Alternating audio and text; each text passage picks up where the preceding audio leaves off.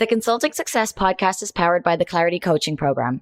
If you'd like to work directly with the Consulting Success team and receive personal coaching and support to optimize and grow your consulting business, marketing, and revenue, visit consultingsuccess.com to find out more and apply.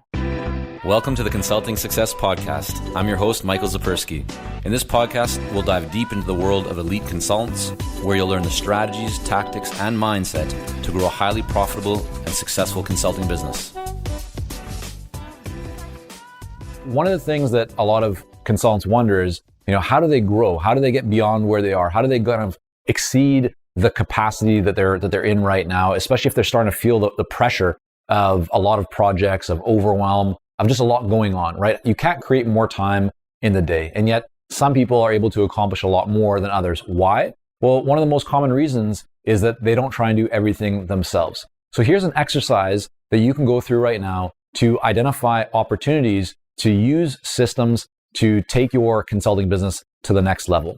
So what you want to do is you want to think about, you can do this in a spreadsheet, on paper if you want, in a system, doesn't matter, but here's the simple idea behind it.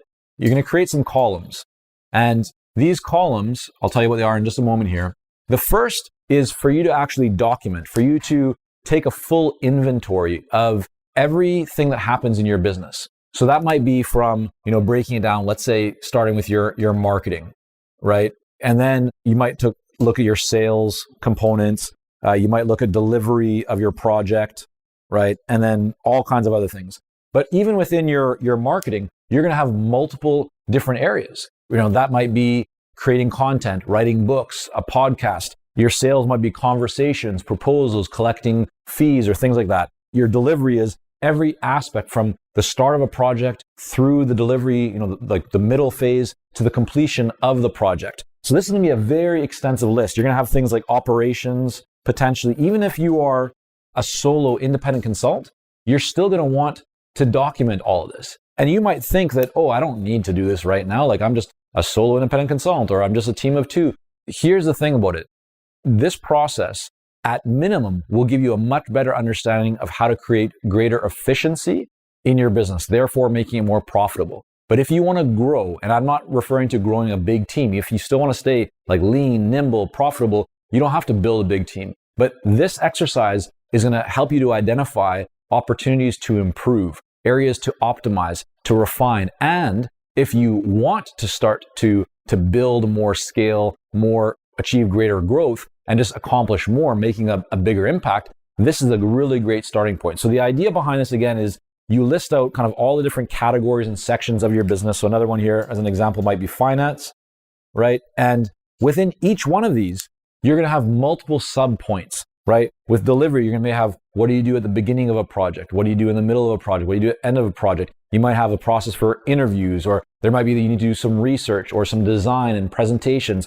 So you make a very extensive list. And that's why this is helpful to do in some kind of like a spreadsheet or whatever it might be. So you can just kind of put points below each one of them. Now, once you've done that, the next step is for you to essentially assign a person to each one. And you can tell I'm an artist. So each person here, right, this might be you as an example. So let's say this might be you.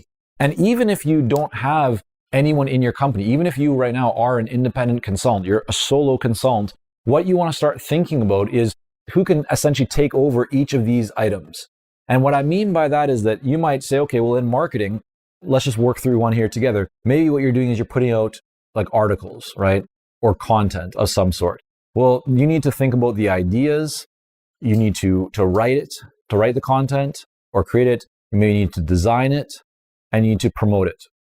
So when you look at each one of these things, right, and that's just for one example, you might look at this and go, okay, what do I actually need to be doing here? And a lot of consultants, the reality is you're doing all of this yourself right now. Well, it's going to be hard for you to grow your business. It's going to be hard for you to spend a lot of time on strategy or on higher value activities if you are caught up in doing all these different things all at once.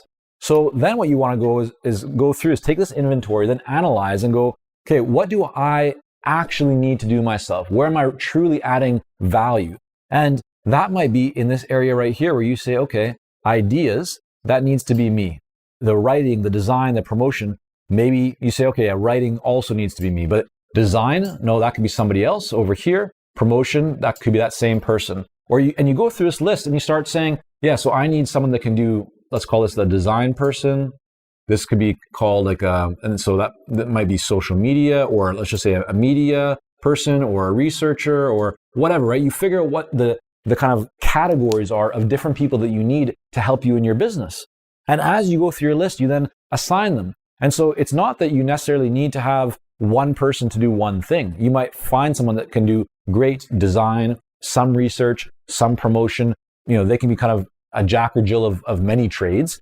Or you might find, okay, no, I need one person for design, and that's for doing updates on my website. That's for putting presentations for clients or for my own business, or updating my marketing materials. And then another person that's really good at social media promotion, or another person who's good at research, or another good person who's great at sending out emails for you, or working through your CRM, or doing interviews with clients, or conducting surveys, all that kind of stuff. But you want to think through who these different people are.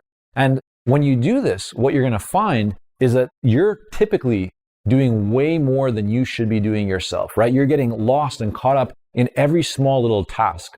And the moment that you start to see, okay, here's where I can shift these things, then you have a choice, right? What you can do is, number one, you can look at it and go, is this item, is this kind of task, this activity, is it truly adding value to the business? If it isn't, then you delete it, you get rid of it. If it is, but it's not where you should be spending your time, then what you want to do is you want to delegate it. And you can either delegate it to a service that you are using online. It might be a tool, an automation, a technology. It might be some kind of an agency that you are going to get help with that thing. It might be that you are finding a freelancer or a contractor to help you. Or it might be that you bring in a full-time employee or a person full-time to help you. There's many different ways. It doesn't have to be about building a big full-time team with a lot of employees and a lot of overhead and a lot of infrastructure. Most consultants don't need that. Most consultants don't want that. You might, that's fine. But what I'm getting at here is that you don't need to make massive, big investments that water down your margin. You can remain very profitable, very lean. But what ends up happening is as you go through, you go, oh yeah, this person can do this thing here. They can do this thing here. They can do this thing here. Okay, I need to do these things only over here, right? And you end up then with a really nice kind of inventory of every aspect of your business, and you become very clear on where you are adding the most value, where you should be focused. And you also are then able to identify and go, okay, we have 10 things that need to happen in the business, and we definitely need to keep them. They're critical for the operation of the business, but they're not the right thing for me. They're not things that I enjoy. They're not things that I'm necessarily good at, or they're just not things that are truly adding value for the business. And my time should be spent in these other areas. And now once you know that, then you can go out and you can find the right people to help you with those areas. So that's how you start using systems to scale, to grow, to achieve more, to make a greater impact. It's also how you move forward in your business without feeling overwhelmed all the time, without feeling like there's not enough time in the day.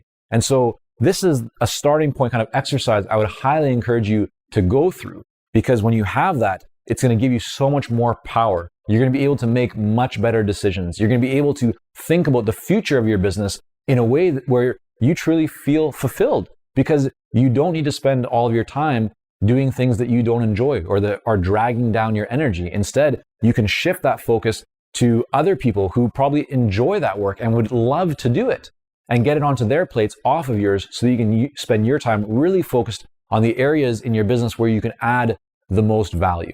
So there you have it. That's the process that I'd recommend. It's a process we've gone through internally multiple times, and it's one that you want to keep doing over and over as you look to make more strategic shifts and decisions and build your team and grow your business without feeling overwhelmed, but instead really feeling a lot more joy and fulfillment in your life, and as a result, growing your business in a much more meaningful way.